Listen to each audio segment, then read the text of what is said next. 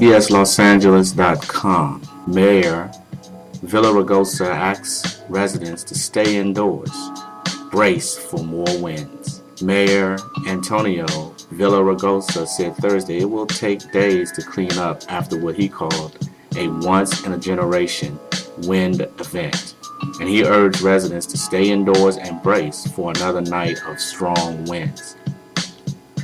"I'm asking for your patience," Villaraigosa said. He urged residents to stay in their homes if possible, to drive cautiously if driving is unavoidable. Mayor said residents should call 911 if there is a down power line or any other emergency, but he said the city's 311 information line will remain on overnight to accept reports about downed trees or other public works problems.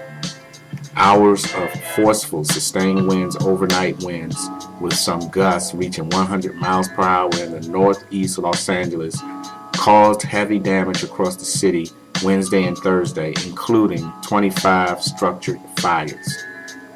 The Los Angeles Fire Department received a total of 1,425 calls between midnight and early afternoon, putting the department on track to double the number of calls it receives on an average day. Department of Water and Power General Manager Ron Nichols said Wednesday night's winds killed power to more than 200,000 residences. The department deployed all of its crews and also pulled 20 crews from power generation stations in Utah and Arizona to assist with restoring power.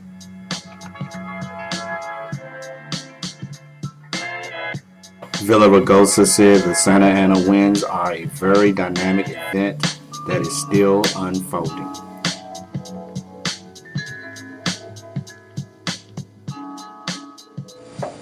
Peace and love.